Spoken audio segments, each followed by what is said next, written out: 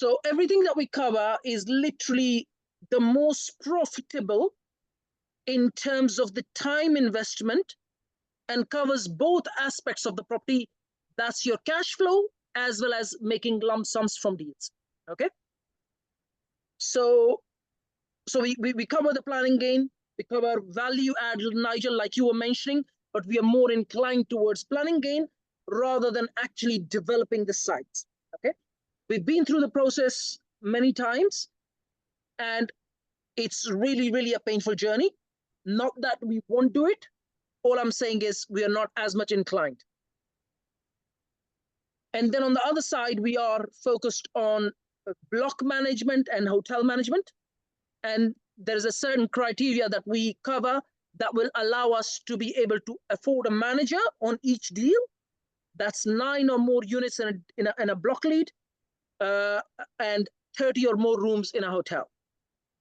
That allows us a manager, which means that we can take our laptop and work from anywhere in the world and still be able to be profitable. Okay.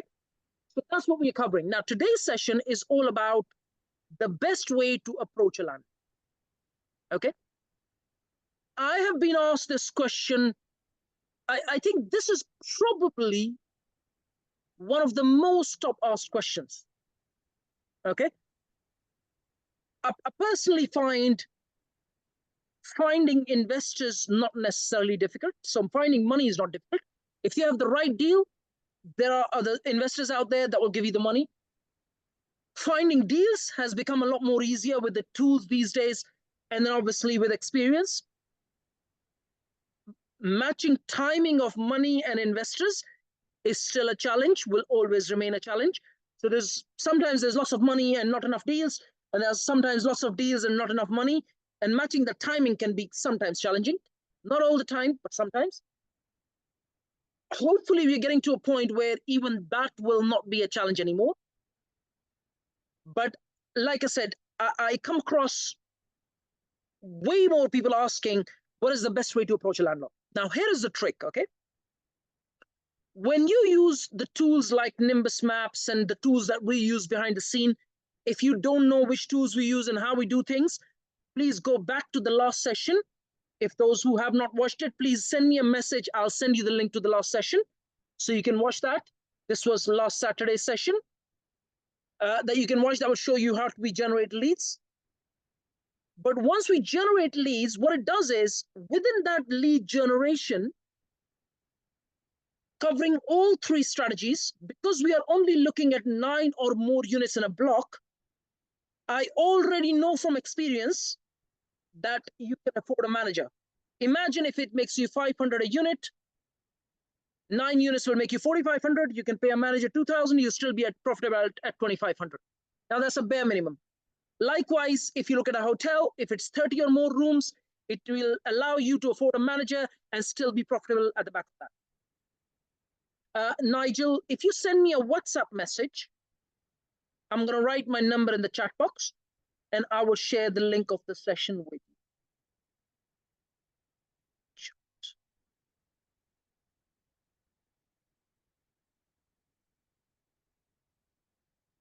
I've sent you a message. If you send me a WhatsApp message, I'll send the link to the previous session, or for that matter, anyone who is looking for access to the last session, which was all about generating leads. I'd be more than happy to share that session with you, okay?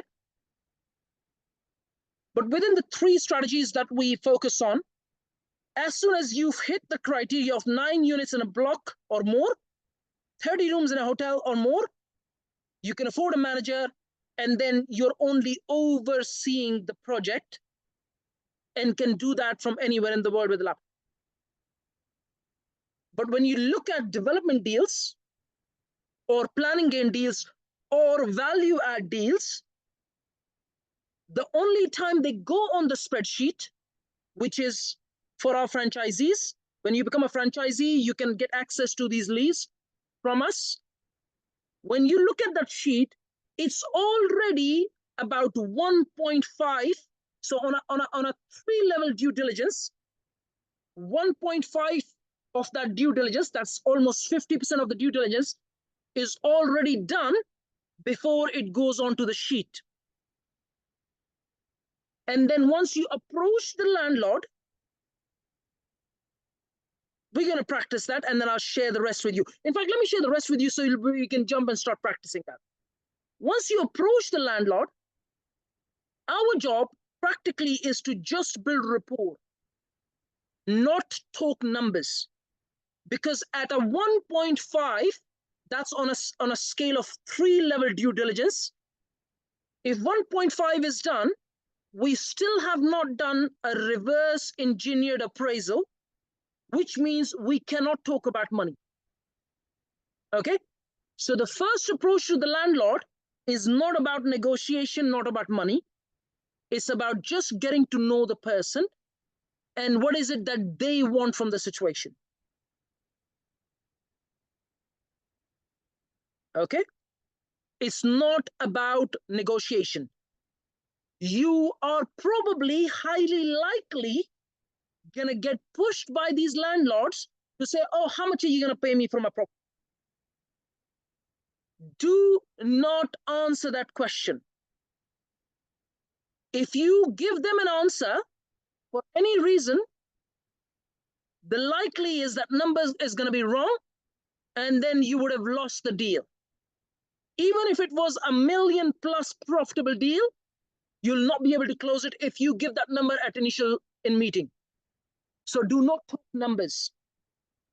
The only time you talk numbers is when you have reverse engineered your appraisal and have an exact number in your mind that you can pay the landlord.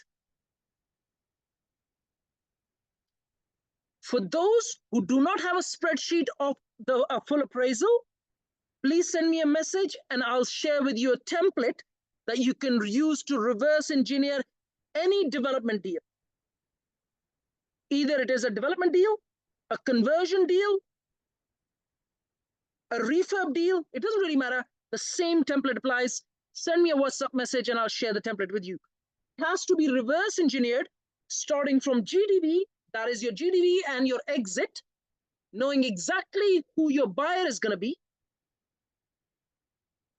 working out the exact GDV or at least close to exact GDV, and then reverse engineering your numbers. Okay, that's your build cost, your professional fees, your finance cost, and not just like the overview, eagle view numbers, but a lot more detailed numbers in terms of even getting to some of the site abnormalities. Okay? So your initial contact with the landlord, do not talk numbers. Please write this down. If you talk numbers, I can tell you, you would have already lost the deal. Because the likelihood of you getting the number right is a very, very, very low. Okay? Without a reverse engineer appraisal. Now you might ask me, so let's say if I'm knocking on a cold door, what do you want me to do? Be ready with small postcards. Okay? If in case the landlord is not there, you can drop a postcard. All you have to write is, we came across your property, it has some potential, we are local developers. If you would like to discuss, please give us a call on this number. That's all. You don't have to write 10 lines, a small postcard saying, we came across your property, it has some good potential. If you would like to discuss, we are the local developers, please call us on this number. If you write a girl's name, you will get more replies back, unfortunately. If you write a man's name, you're likely going to get less replies. It's a very basic process in the world. Front end, women, names, and faces do well. Okay? So if you have a woman handling your phone, please write her number. Even if it means you're answering the calls, that's not a problem. As long as there's a girl that you can write the name of in your team, and then you write your number or her number or whatever that might be. Okay? But let's say you knock the door and now the landlord is there. Okay? Make sure you're first dressed up well.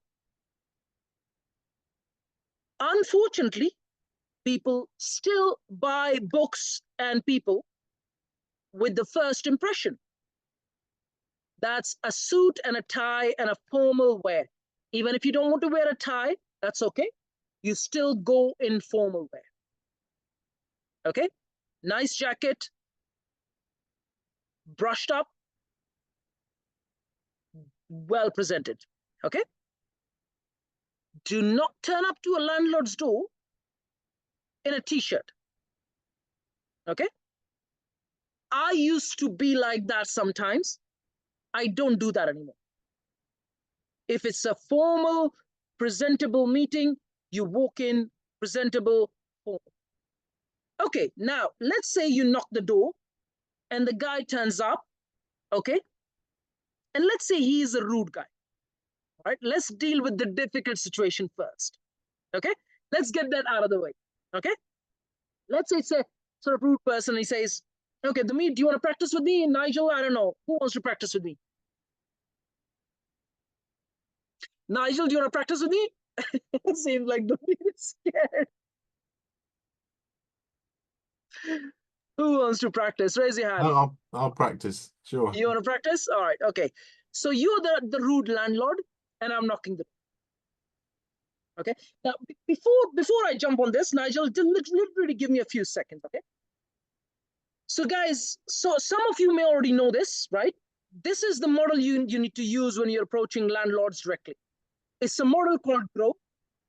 GROW stands for G for goals, R for reality, O for opportunities, and W for will. Okay.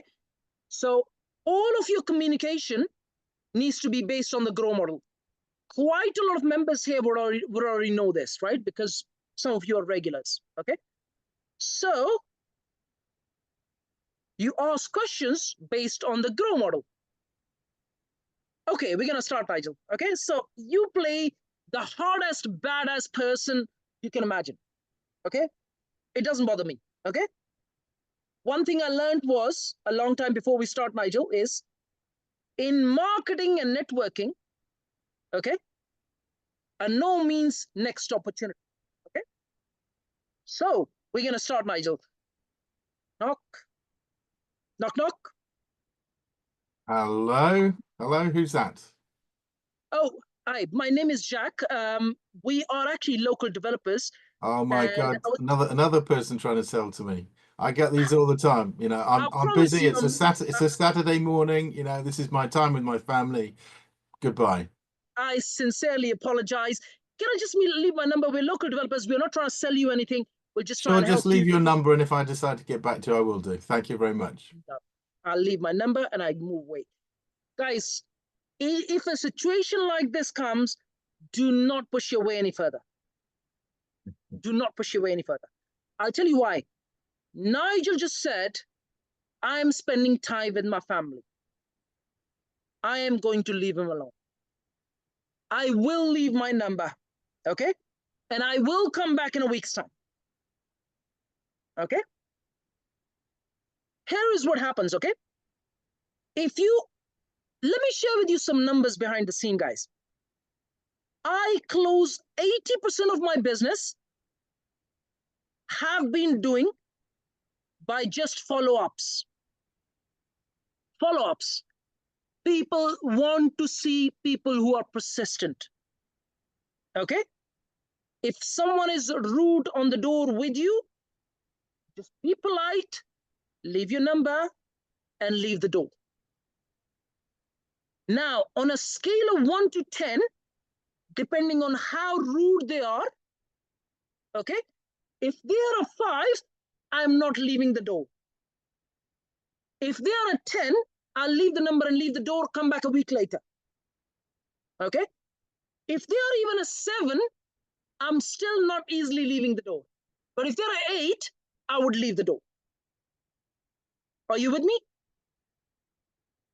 Now, Nigel, can you be a 7 this time on a scale of 1 to 10? Yeah, shall we try that? I'm always a 10. Oh, okay. Okay, no, I'll be a 7. I'll be a 7. Okay, try be a 7, okay?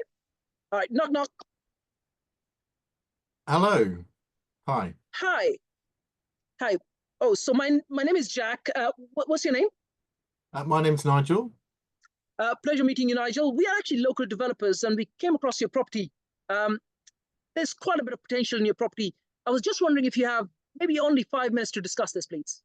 Now it's not a good time, but by all means, come back another time. That's not a problem. Would you be able to give me a time that I can book in my diary, please? Tuesday at 7 is good. Tuesday, 7 o'clock in the evening? Yes. Yep. That's perfect. Can I just leave you my number and take your number, and I'll see you at 7 o'clock on Tuesday? Okay, perfect. Thank you. Nigel, that was probably a 4 on a 10 rather than a 7 on 10. All right. Okay. Guys, try and see what I'm trying to do. I'm asking open questions, and I'm adding please at the end of every sentence. At the end of every sentence, go back to your messages that I've ever exchanged with you and observe, I don't write please at the start of sentence. I write please at the end of sentence. And I'm always asking open questions. All right? And now, Nigel, can you be more like a 4 this time? Let's try and be a 4, okay? Or perhaps I should be a 7 this time. All right. Knock, knock. Am I a 7 or a 4? Last time you were a 4, but you didn't give me the chance to pitch you. Oh, So okay. That's more like a 2. That's more like a 2. Yeah. So what I'm trying to do here, Nigel, here is show a method, like an objective way, like a method of pitching. Okay. Yeah, sure. And when I say a method, I'm saying a method to a cold person, right? The person who doesn't know you, who you are, absolutely nothing, right? So if you allow me to pitch you, you maybe turn up and say, I'm giving you 2 minutes, okay? And then see how fast I move within 2 minutes, okay? And then see the method behind that. Shall we do that? Okay, that's fine. All right, knock, knock. Hello. Hey, Nigel. My name is Jack. Oh, nice to meet you. My pleasure. Thank you. I just have a question for you. Actually, I came across your property and I could see a lot of potential. I was just wondering if you have maybe 2 minutes to discuss with me, please. Sure, I've got 2 minutes, but I've got to go and pick up the kids later. I'll only take 2 minutes, Nigel. So we were actually looking for properties around. The size of your property shows us that we will be able to build a lot more units. So you've got a detached house, and I see lots of potential in your garden. I see lots of potential of extension and so on and so forth. And I really want to sit down with you one day to show you how we are looking at this. And then if you'd be inclined to maybe at some point sell your property, if not now, maybe in a few months' time, maybe a couple of years down the line. How much do you think my property's worth then? I do not have an answer to that, but I will have an answer to that when I meet you next time. If you give me half an hour in your next meeting, please. Okay. And the likely is that we'd be able to get you slightly higher than the market value. Oh, that sounds interesting. Would it be okay if you tell me when would you have maybe half an hour, and then I'll book in my diary? Sure, yeah, I can do Wednesday at 4. That's perfect, Nigel. Sorry? In the afternoon. In the afternoon. That's not a problem, Nigel. I will book it in my diary. Can I just take your number and give you my number, just in case if there's any changes? Sure. 07879 814 540. Perfect. There's the domain. Anyone who wants to reach out. All right, okay. Maybe write your number, Nigel, in the chat box, and let's start interacting with everyone. Guys, try and see what I just did. I only took 2 minutes because I said I'm going to take 2 minutes. And I made him curious by saying, well, I did 2 things. One, would you be willing to sell your property in a few years, maybe a few months? Made him curious by saying that you'd be able to fetch slightly higher. I only said slightly higher than the market value. And I just made an appointment to come back and spend half an hour with him. Another thing you can do is check this person online and see if he likes football, she likes football, I don't know, maybe is into some game, something you can talk about. Maybe you get more time on the door, maybe you get 10 minutes, and you have something to talk about as a common ground. Raise your hand if you could see the method at the back of what I just did.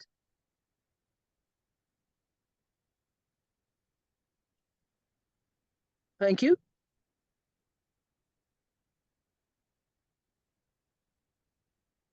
Now, we're going to jump on to the next step, which is, yes, Irene, you can. We're going to jump on to the next step where I actually meet Nigel in the meeting. Okay? But I'm only going to do it in a brief because I physically do not have the appraisal. So let's say even if I take an imaginary appraisal with me, okay, in this situation, so we can discuss this, right? Nigel, do you want to do this? I think someone else should try now. All right, okay, let's do that. Who wants to do this, right? Damir, do you want to do this? Come on, give it a go. Okay, yeah. Okay. Give it a go. All right, okay. Yeah, okay, Damir, now you're Nigel. Now I'm Nigel. All right, okay. So, knock, knock. Hi. Oh, Jack, you're here Yeah. quite punctual. I can see. Thank you. Thank you, Nigel. How are you? Very good, thank you. All right, Yeah. good stuff. So come in, please. Let's sit in the kitchen. I have to go in half an hour, so let's that's good. Let's that's go good. to work. Yeah, put pressure. Yeah, that's absolutely fine. Okay, so I'm gonna use Damir, not Nigel. Just joke. All right, okay. so Damir, we actually did some research on the property, and we believe that we would be able to get X number of units on your property, and we can increase the value of the land, which will allow us eventually to pay you slightly higher than the market value. Okay. We worked out, looking online on the online tools, which I can show you as well, where the value of your property is about £1 million. What are your thoughts on that? Well, I checked also on Zoopla and Rightmove, so I think that would be about the price. Yeah. So okay. When you say you would offer a little bit more, how much more I could expect? All right. Okay. So before I delve into that, I'd like to ask you a few questions. I promise I'll give you the answer to that in a bit, but just bear with me. I just need to understand a bit more. So tell me, are you looking to move into a bigger house, maybe a smaller house? What is it that you'd like to do, and when would you like to do that? Well, the kids are growing, so I would say we thought, well, wife and I can't actually decide yet, but either we take up a bigger house, so we have extra rooms for kids, or we downgrade and then put in more properties, like for kids separate and for us separate. So that will be also kind of potential, but we didn't think it. Well, it has still year or two. Sounds good. Do you have an area in your mind that you'd like to go to? Well, that is somewhere relatively close by, so not too far from here.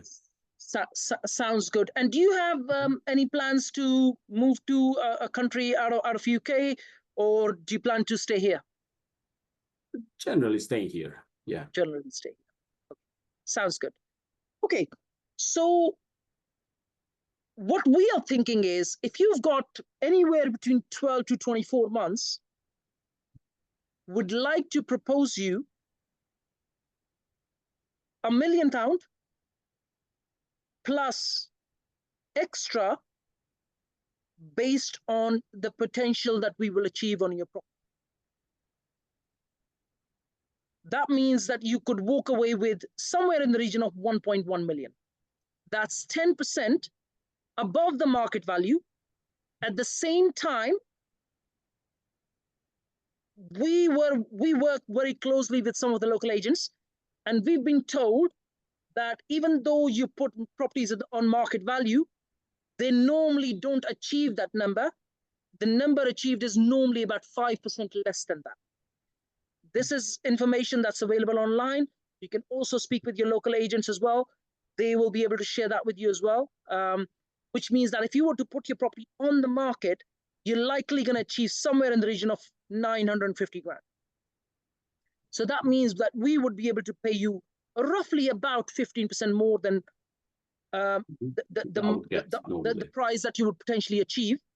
But for that, what we would need from you is sign an agreement with you which would be subject to planning, and that we would complete on your property in 24 months time. And within those 24 months time, it gives us the time to be able to achieve the potential on your property. How does that sound to you? Sounds interesting that we can get a little bit more money. That's true. And well, 24 months gives us enough space to think where to move. And well, I'd need to speak to my wife, obviously. That's not a problem at all. Yeah. But if you can leave these things, these calculations, or maybe this contract, what you mentioned, that we should kind of sign. I will be able to send you. Yeah, so it needs to go through a solicitor. We will also cover your solicitor fee. Of course. So you don't have to worry about that. Okay, thanks. We'll send you the agreement through the solicitor. I do have a template copy. If you want me to send you across, I'll be more than happy to send that across to you. But again, it still needs to go through a solicitor. It needs to be registered as well. Yeah, okay. Okay, no problem. I would like to see it before it comes through solicitor. I would be more than happy to share that with you. Okay. Yeah. All right, guys, I need you to see through what I just did. Now, I'm not saying everyone is going to be as nice as the meters. Okay? I'm just sharing that with you. That doesn't. It's not normally the ideal case of someone is just turning up and as nice as the meters. Okay? People are going to throw all sorts of objections at you. If you observe, I did not talk detailed numbers. Okay? You're not supposed to give them the depth of your numbers, okay? If you give them the depth of your numbers, they start to think I can do it myself. You do not talk the depth of planning, they start to think they can do it themselves, okay? All you do is you try and negotiate an option agreement, which is what I just did with the Mir. You do not propose them that you're gonna go and buy their property. If you do that, that means we have to now go and raise bloody 1.1 million, okay? Which costs more money, okay? And again, if you observe, every step of the way, I'm trying to understand what the landlord wants, as in, do you want to degrade, as in not degrade, sorry, do you want to get a smaller house? Do you want to get a bigger house? Do you want to stay in the proximity? Do you want to move abroad? I'm trying to understand the mindset behind this person. Okay? A lot of people tend to, what they would do is when you tell them, well, your property is worth about £1 million, which is what the case is in Greater London, large detached houses, they're mostly all worth about £1 million. Well, most of them are. When you tell them $1 million, they'll say, no, it's not worth $1 million, it's 1.1. Okay? Nothing wrong with that. They just try and negotiate with you. Okay? All then you do is you take them back to your Zoopla and Rightmove researches that you've done, and you show them, look, this is the potential value of your property. And then you also show them the stats. In fact, there are stats out there that are online where agents achieved 96% of the asking price, which means they always get about 4% below the asking price, okay? So you can show them those stats as well. So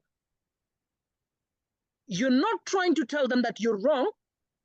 You're just being diplomatic and saying, look, here are some stats for you, which are very objective. Okay, you show them. Okay, and then that they start thinking, and then they would go back and they would consider, and then you might have to go back and forth with these landlords maybe 2 or 3 times.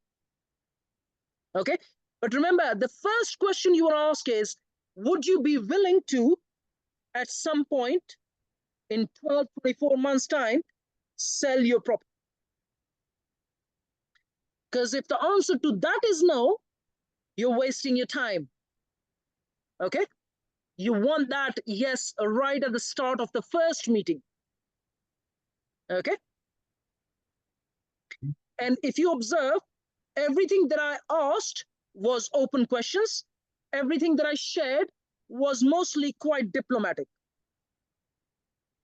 Okay, I am not giving very specific answers at this stage. It's still too early. Okay. Yeah, that is. All right. And the whole process of my conversation with either Nigel or Damir was open questions. That's what, when, why, how. And this is based on the GROW model of, goals as in where do they want to be, or for reality, where they are in the journey now, and opportunities as in the opportunity that you are bringing on the table. And then always asking the closing question is, would you like me to send you the template? Would you like me to get started with the legals? Would you like me to share more detail of whatever it is that the questions that you might have? And then you share only the limited information that they need to know. Okay, they don't need to know everything. They only need to know very, very basics. Okay. Any questions, Damir? Yeah, I just wanted to say there are various possibilities with, for example, with this detached house. So if there is enough space next to the house, to the other plot, then it's basically possible to build some other property at the back of the house in the land. Yeah. So that's in that case, you don't need to, I mean, the landlord does not need to sell the property. He or she needs to sell the part of the backyard. That is and right, then, yes. then to allow you to pass by. So they also expect something to earn something on their land. Obviously not that much, but that is right, yes. Still. And then also, even if you have this development thing, and then the person does not want to move, and but it's willing to kind of, I don't know, would like to earn something out of it. There is a possibility, Yeah, so Damir, here's the trick. If you've got a detached house on the corner as a corner plot, you can do that because you have access to the site. If it's a detached house with not enough access size, that can be challenging to get any permission at the back. Okay. Likewise, if let's say there is a corner plot with a large detached house, you also have to be aware of one thing which a lot of people don't know, which is the speed limit in the region. Because if it's a corner plot with, let's say it's a 40 speed, you're not going to get permission because of the risk of accidents. Okay, so there is a whole bunch of scenarios you need to be aware about, including the site abnormals. That's besides the point, but these are very important. I come across a lot of sites, Tamir, where they don't get permission purely because the speed limit is such, or the location of that property is such, it's maybe on a bend or something, and they always are, at a risk of, higher accidents. So they don't give permissions. In fact, I came across one in Hayes, a very, very large site. I mean, you could potentially get 60 flats. And that has been a car wash for as long as I can imagine, 25 years that I've been there. And when I went there, I was like, shit, the only reason it's not getting permission, probably someone has already applied, is just the location of it. It's on that bend, And before the site, it's a flyover. So the cars are coming faster than the normal speed, and it's on a bend. So beautiful site. You know, if you could get 60 flats, that site would be worth millions. And you're just not going to get that permission because of the risk. And a lot of people don't know this stuff. Yeah, that's right. But if you, for example, build such a big place with a lot of housing, so why wouldn't the local council change the speed limit in the area? Good question. That would be quite normal, you know, because they want to have more flats or more people living there. So if they want more populated, then do something extra. Unfortunately, the meat. Sometimes we can only hope that they might listen to the sense or the objectivity we are bringing onto the table. They don't. Most of them are old schoolers. They don't quite listen to this stuff. You know, you're right. 60 flats would probably, you know, like accommodate huge. What four people in each flat. That would be 240 people, right? Yeah, exactly. So that's already they could easily like change a village. they could easily change the speed limit. They could even change the road structure. Exactly. For that matter, for that kind of money, they could charge in the extra on the conditions, but they won't do it. It's not that straightforward. Okay. Jack, So, it could be. Yeah. No, Jack, I was just going to say, in this situation, they could even partner up with the developer to say, hey, you're doing this, let's partner up. You're going to pay for it. Exactly. Because it's as he was saying, Jack, it makes sense to change the speed limit because you're contributing to the housing crisis. But hey, here is something I can tell you. If you attend some of the planning meetings of your local council, what you will observe is that in some cases, well, in a lot of cases, the objectivity is out of the window and it's a lot of politics. Okay, it's a lot of bureaucracy at the back of that. So you might make very good sense on a spreadsheet that, you know, we will pay for the road structure, we'll do this, we'll do that, we'll pay for all of it. But would they listen? There's no guarantee. In fact, the best way to approach something like this is, if you come across a deal like that, is attend the local meetings, see who is more objective in their decision making and who is more political, and then you do pre-planning accordingly. Does that make sense? Jack, that makes perfect sense. Yeah, that's actually, yeah. Okay. In other words, Jack, you're thinking whoever the influencer, the main influencer is in the room, think about that person. Yeah. Exactly. Yeah. So there's lots of intricate details to observe when you're doing planning applications. Okay. The minute things. Like I said, unfortunately, when you apply, what you will see is a lot of times objectivity is out of the window, and it's a lot of politics going on behind the scene. Yeah, a lot of bureaucracy. Yeah. Okay. Yeah. Okay. And I'm gonna ask questions, because we can sit here and practice the GROW model for the next 10 hours. Okay, I've done this many times. If you want to play the hardcore landlord with me, by all means, I can assure you that you'll see me tackling this very smoothly every single time, because I've practiced this so many times. It's unbelievable. Okay, so Gamir, any questions? And if anyone else wants to practice with this, I'll be more than happy. No questions, thanks. All right, okay. Moro, any questions? Nigel, any questions? No, Jack, all good, Jack. I'm just learning. Right. Yeah. Anara, do you have any Sounds questions? good. Sounds good. Michael, any questions? Sounds good. Yeah, learned a lot. Valuable. Now, let me share something very interesting. Okay, I'm going to come back to everyone, ask questions. Okay, so when you look at the GROW model, there are lots and lots of other persuasion models in the world. I find GROW model the most easiest to apply.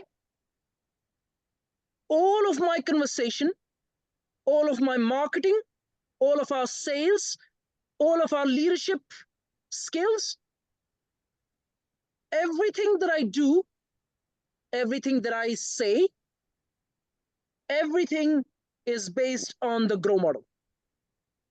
Even when I'm talking with my kids, that's based on the GROW model. I want to know what is it that my kid want in that moment first, and then I see if I can provide that. Okay? Everything. Even if you go back to some of the marketing material that you might see, anything that you're going to see that I ever do is based on the GROW model. Purely because I find that the best way to first get to know the person in front of me and then create the right match for their expectations. Look at my hand gesture. So imagine this is the person you're speaking with, and you need to know where they are in their journey, and then you match that according to where they are rather than the other way around. Don't expect the people to meet you where you are. You need to learn to meet them where they are in their position. Does that make sense? Yes, it does, Jack. I've learned this the really hard way. Never ever expect people to move from their position. Always meet them where they are. Okay? In other words, Jack, they are the focus, not us. Yeah, they are the focus. And before you can do that, the questions based on their goals would allow you to get to know where they are in their journey. And then the questions based on R, G and R, which is goals and reality, will allow you to know exactly where they are. And then that will allow you to match the opportunities that you're bringing on the table. This can be applied to any business that you might do, any meeting that you get into, anywhere that you go that you want to potentially get a yes. Okay. I've got Limitless. I don't know who that is. Do you have any questions?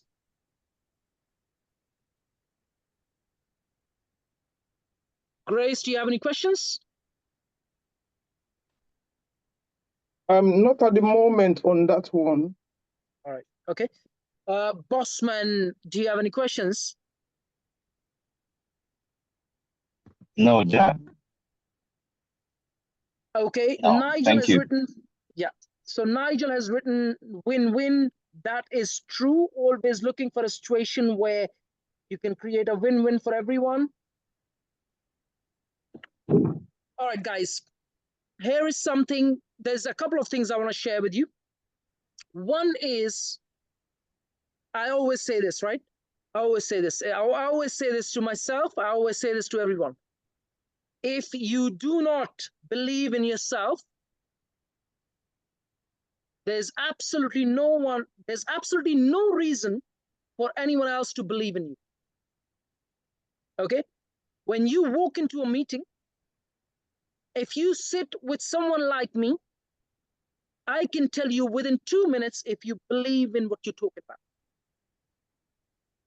And if you don't believe in what you're talking about, my answer is a no. So before you go and meet any landlord, you need to first believe in yourself. And then when you are speaking with them, that if you make an error, do not dig into that error. Take your words back and say, well, I didn't mean it like that. I meant it like this. Apology. Okay? Apologizing makes you stronger, not weaker. Okay? So, I feel like I want to cover action-oriented stuff from here, because I feel that, what I've given you so far will help you approach landlords very easily. Find common ground, talk about it, ask them open questions, keep your door open, keep control of the conversation by asking open questions. That's what the game is.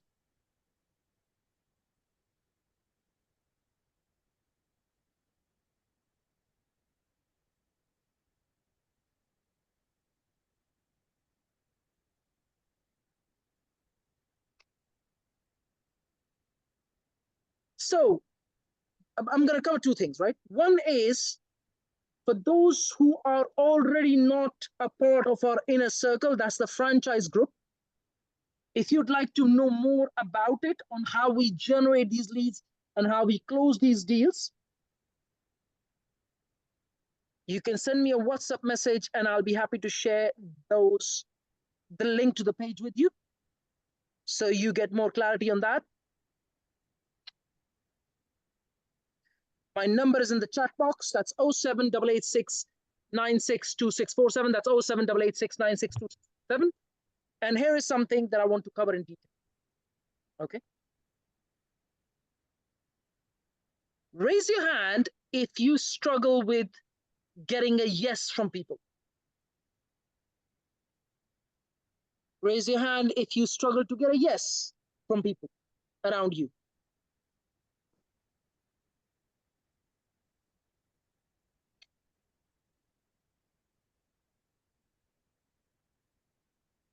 Michael, who else do we have? Be honest, guys.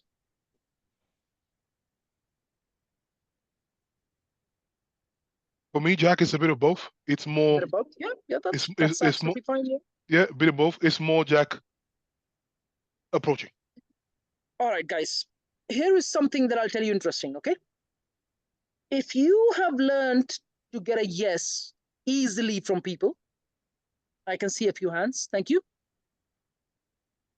If you have learned to get a yes from people, you should already be a multimillionaire. Because that is one hell of a way to sell anything, okay?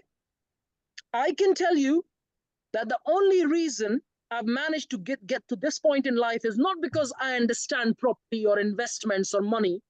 I've been able to get to this point because I know how to get a yes from people, okay? And if I did not learn that skill a long time ago, I would have never been able to build any business in my life. And I've built many, many businesses, okay? You need to learn how to get a yes, and you need to start asking questions where you're selling something, okay? I cannot insist enough that the only way to get a yes is when someone can feel your enthusiasm, and that you can, remember, enthusiasm is contagious, okay? It's when the other person in front of you can feel your enthusiasm and your confidence. That's the only time you start to get yeses, okay? Have you ever walked into where you bought something because you liked the person who was selling it? Raise your hand. He was selling you his enthusiasm. That person was selling his enthusiasm and absolutely likely nothing very beneficial to you, okay? Was probably selling you a liability. Raise your hand if you bought a liability because you liked someone, okay? People buy people. People buy enthusiasm. People buy confidence. People buy smiles, okay? People buy honesty. People buy diligence. People buy integrity. People buy people. And if you become that person who people like, you will close deals, property deals. And I cannot think of anything else that's going to make you more money than buying and selling property deals. That's value add deals, block management deals, hotel deals. Observe, I'm not covering nothing else. There's a reason, because nothing else works, okay? When I say nothing else works, I mean, it doesn't work to the extent that these, okay? Conversions still work, BRR still works. Are they really profitable? Not as profitable as these three might be. So when you walk in the next time and you're speaking with someone, that person is buying you because you're giving them airtime. You're listening to them. You're listening to their concerns. You're listening to their fears. You're listening to their emotional hot button. You need to find that emotional hot button by asking open questions.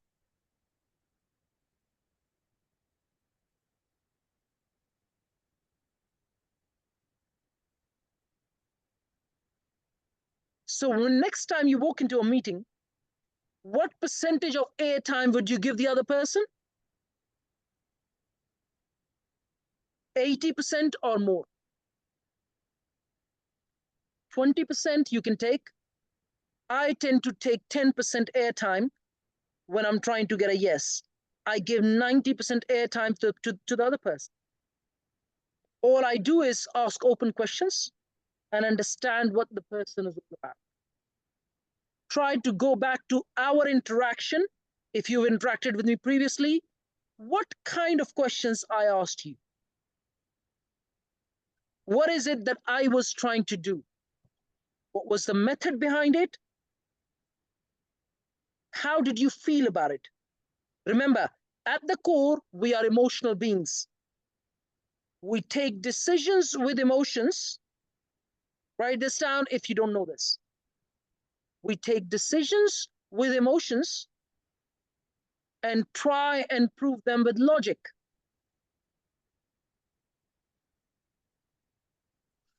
We are emotional beings. We take decisions with emotions and try to prove them with logic. Go back to some of the major decisions you've taken in your life and see how much, what percentage have they been emotional and what percentage they've been objective. And then how you were trying to justify it with a logic. Reflect back on that. Raise your hand if you know what I'm talking about. Oh yeah. So the more, unfortunately, you do need to become quite highly objective to become a property investor. Highly objective. You need to understand that if you're taking a decision which is emotional, that you understand that it's an emotional decision and that there is less logic behind it.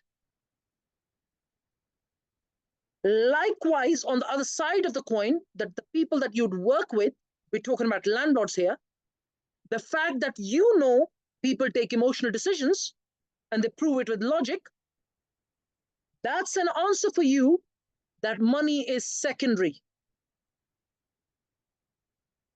They are likely going to sell that house to you or that property to you.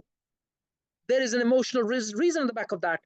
Your job is to find out with open questions that's based on G goes and R for reality to find out what that emotional reason is. Your job is to find out what that emotional reason is. It could be that they're now ill and they can't look after the property. It could be that the kids have moved away and they want to be closer to their kids or grandkids. It could be the husband, wife have a problem in their marriage. It could be that they're fed up with their job and just want to leave the job and do something else. And that access to that extra money might help. They might want to travel because they've never been able to travel because they're looking after kids. There could be a million reasons. Your job is to find out what that is and then use that, not in a wrong way, use that to negotiate the deal. Raise your hand if you know what I'm saying. Okay. With open questions, it will allow you to understand them, their fears, their challenges, their fears, their challenges, their aspirations. That will allow you to negotiate the deal on your terms. Okay? anyone has any questions on what I just shared. Jack, not a question, Jack, necessarily on the on what you're saying, Jack, but on Jack, on the tone and speed of speech. Because Jack, for example, Jack, I've always been okay getting a yes. Because Jack, I don't know if you remember, I am a Scrum Master / project manager. So you are, yes, you are. Yes. So part of that role, Jack, as you know, is you have to get a lot of yeses from the higher ups for the project to keep going and stuff like that. So I'm quite good, Jack, at getting a yes. However, Jack, I want to learn how to slow my speech down so that when people are listening to me, it's more clear, more concise.